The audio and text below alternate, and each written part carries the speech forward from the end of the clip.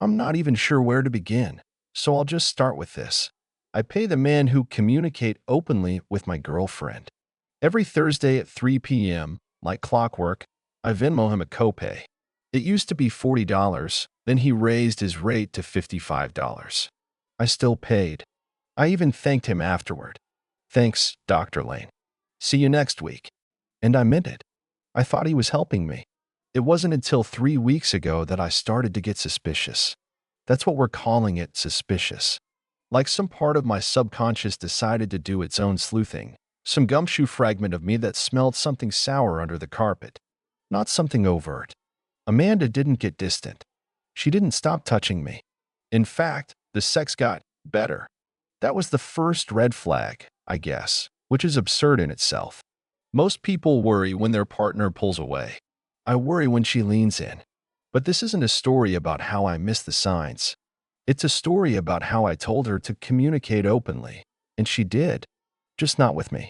She communicated with Dr. Lane. Through my insurance. Behind my back.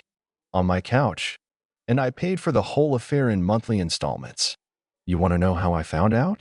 Oh, you're going to love this. It started innocently enough. Doesn't it always? You don't walk into a fire thinking it's a fire. You think it's a warm room. That's what Amanda was. Warmth. Not fireworks, not a lightning bolt to the chest. She was more like a weighted blanket. Steady. Calming. She had this way of making silence feel like a conversation. I liked that about her.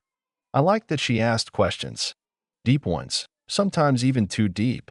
But I thought it was because she cared. Not because she was taking notes. We met at a bookstore, of all places. She asked me what I thought of the denial of death, and I said it made me want to go to therapy. That made her laugh. I think that's where it all began, in retrospect. With that laugh. It wasn't flirty. It was knowing. She recommended Dr. Lane, actually. Said he was good with guys like me. I asked what that meant, and she just smiled and said, "You'll see." She came with me to the first appointment. Just sat in the waiting room reading Kafka on the shore like it was no big deal. I remember thinking how supportive she was. Most people wouldn't bother. She said she liked being near the process. Those were her exact words. The process. We moved in together 8 months later. My place, not hers. She brought a candle that smelled like cedar and something vaguely medicinal. She called it grounding. I didn't ask questions. I was just glad someone was there when I got home. Sometimes, she'd ask how therapy was going. Not like a partner, more like a TA checking in on your thesis. Did you talk about your mom yet? Did you cry this time?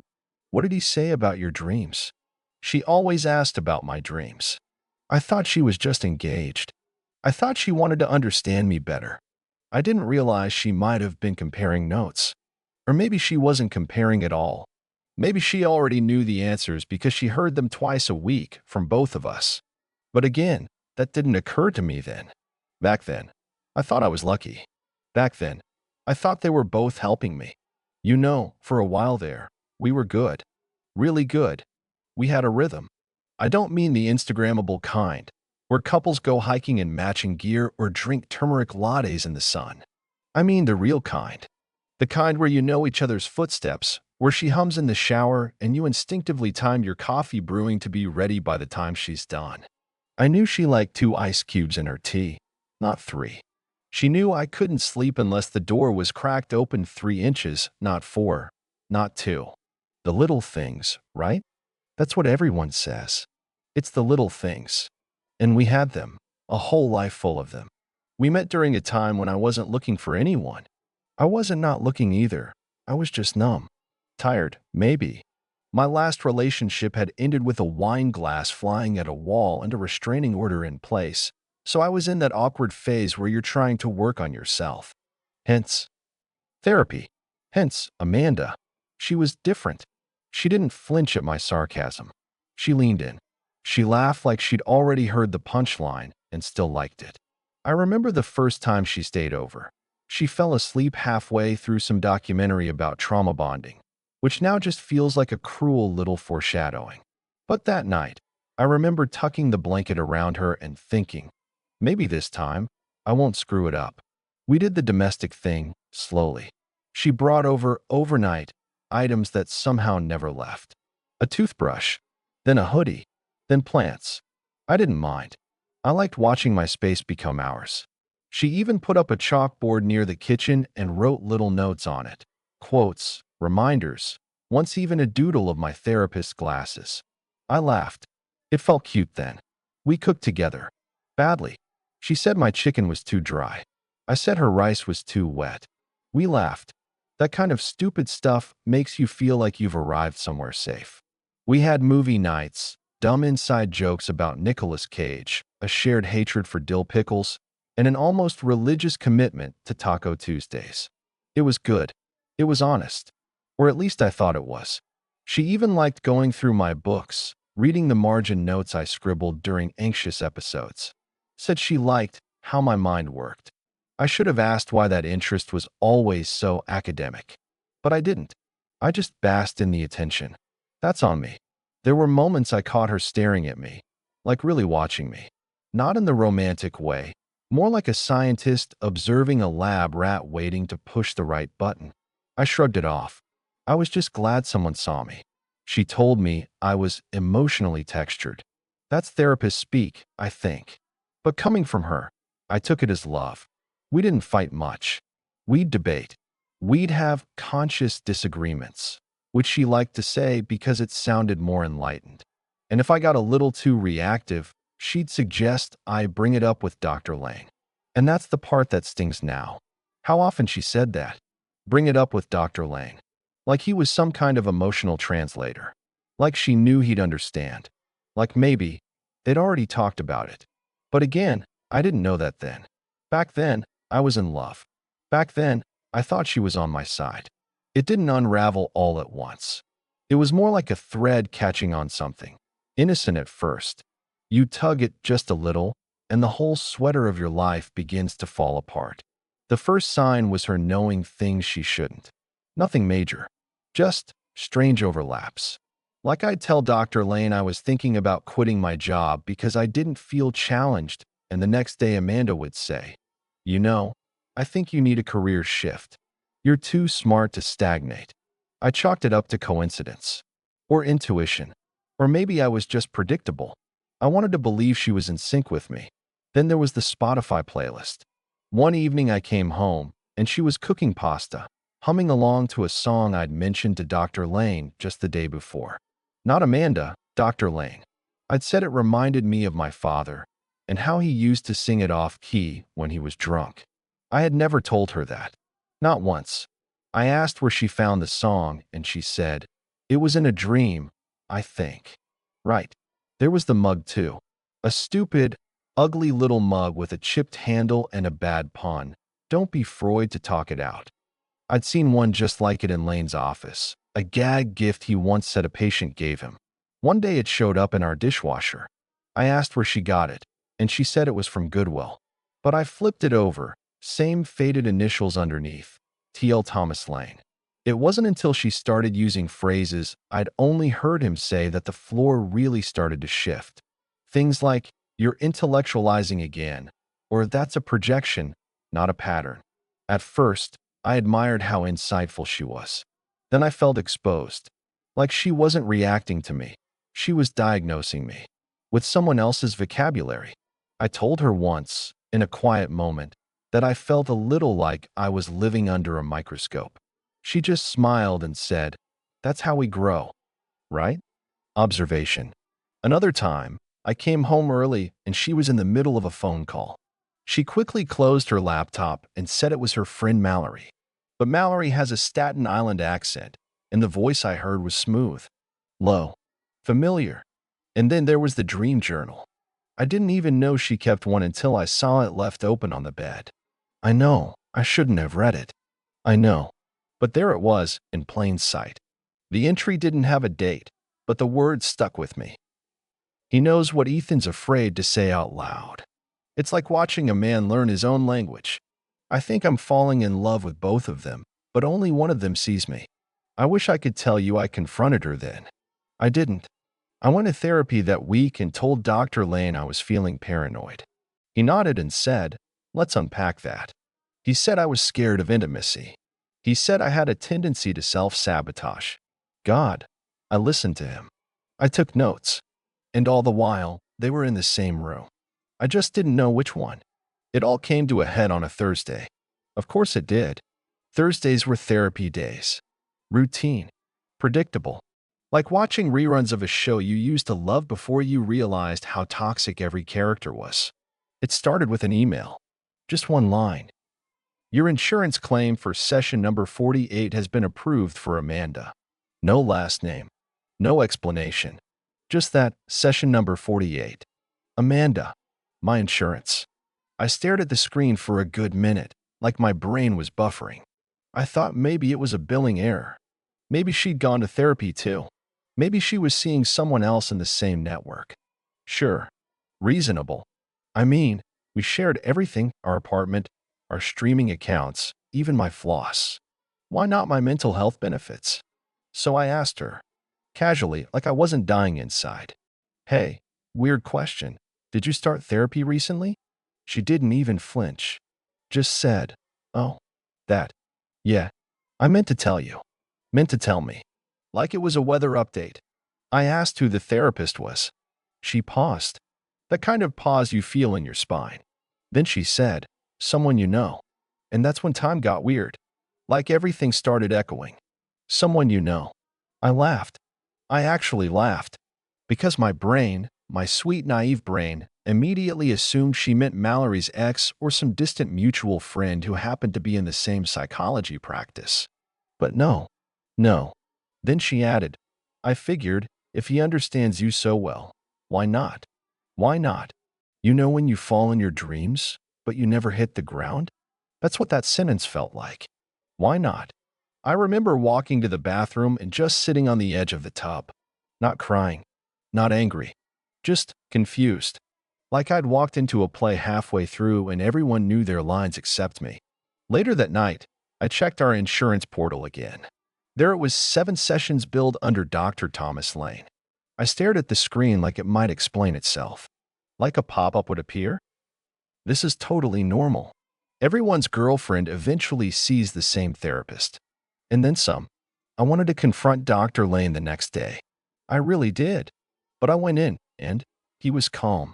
Too calm. Like he was waiting for me to bring it up.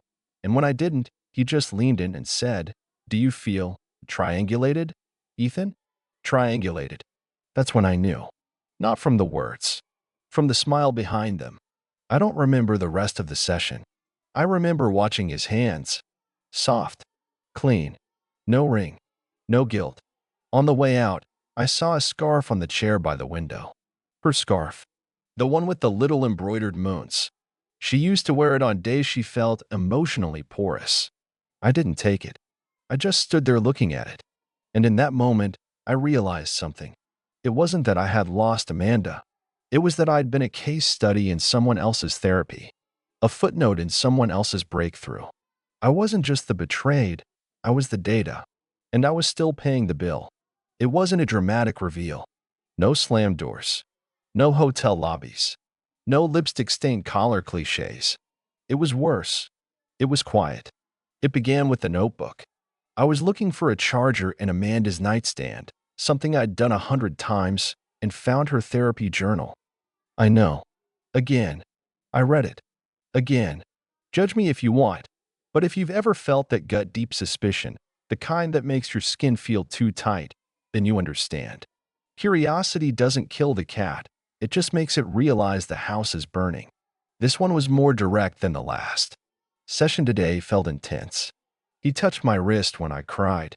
I didn't pull away. Ethan doesn't touch me like that anymore. Thomas says that's because I'm healing. Maybe I'm healing toward him, not with him. I read it 3 times. My name. His name. Past tense. I flipped the page. There was a sketch. A crude little doodle of 3 stick figures, one labeled me, one labeled T, and the third, smaller, almost an afterthought, labeled E. She drew me smaller. I put the notebook down like it might bite me. I didn't confront her. I waited. I started noticing details. Absurd ones. Like how she started keeping her shoes by the door again, like she needed a quick exit. or how she started using words I'd only ever heard in his office: boundary rupture, interpersonal dynamics, emotional transference. Then came the voicemail. Not left for me. No. I found it while using her phone to order Thai food. She'd handed it to me. Careless, or maybe she wanted me to find it. Voicemail from TL. Timestamped 11:47 p.m. Hey, I just wanted to say, today was powerful. You were radiant. And you're not wrong, this is complicated. But it's real. Call me tomorrow. Unless, you know, he's around. He. Not Ethan. Not even your boyfriend. Just he. I stared at her across the room. She was folding laundry, folding my socks. And in that moment, I realized she hadn't just betrayed me. They had clinicalized it, diagnosed me, dissected me. I was their mutual subject, their emotional vivisection, a shared project. And the worst part? I had paid for every session, out of pocket, after deductible. I literally funded my own erasure. I finally asked her, "Are you sleeping with him?" She blinked, didn't flinch.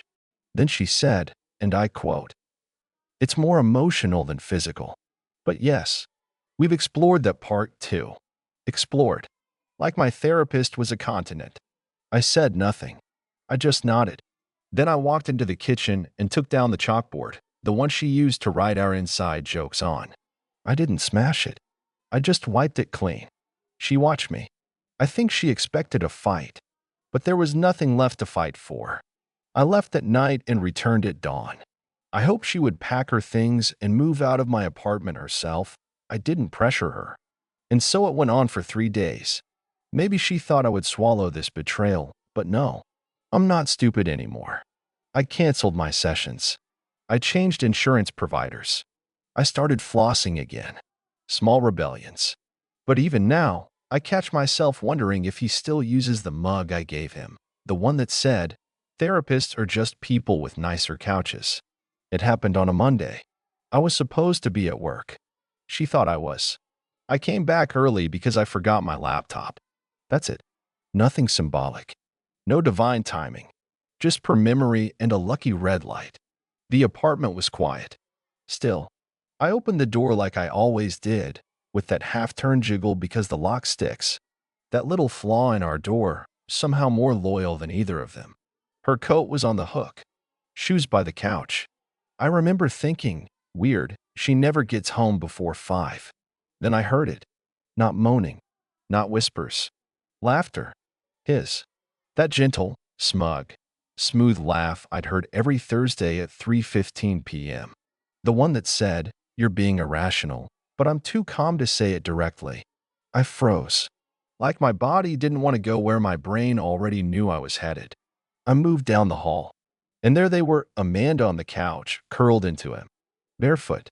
Her legs tucked under his like she'd always belonged there. Like I had been the visitor all along. And he, Dr. Lane, my therapist, was reading aloud from one of my own session notes. My words. My thoughts. My secrets. He had saved them. She was laughing. He was smiling. He looked up. And I swear to God, he didn't even flinch. He just said, "Ethan, let's talk."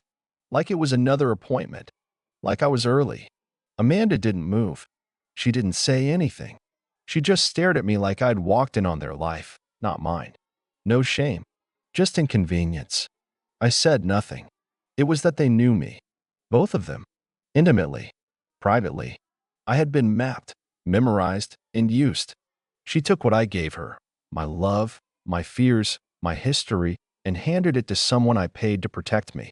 He took what I confessed, my trauma, my loneliness, my inner wiring, and turned it into leverage, into seduction. They didn't just break trust. They studied it. And then they used it against me. That's betrayal in its purest form. Not just the lie, but the quiet coordination behind it. The shared language. The mutual silence. And the knowledge that they didn't even need to hide it anymore. So, after walking in on my girlfriend and my therapist laughing on my couch while reading my session notes like bedtime stories, I didn't scream. I didn't cry. I went to Starbucks. I ordered a decaf iced Americano and sat outside. calm, focused, making a list in my notes app titled Operation Eviction. I went home an hour later. They were still there, as if nothing happened, as if this was just a small hiccup in an otherwise ethical three-way. Amanda was in the kitchen, eating my leftover risotto. Thomas, or Dr. Lane, or the licensed intimacy thief, was flipping through a copy of The Body Keeps the Score like he'd just discovered the Bible and also slept with the author. I walked in and set the tone. "All right," I said. "Here's how this is going to go." Thomas opened his mouth, probably to say something clinical like, "Let's process this." But I raised a hand. No, this wasn't a session. This was an audit. "Amanda," I said, "you have until tomorrow at noon to collect your things. I've put post-it notes on everything that belongs to you," which I had.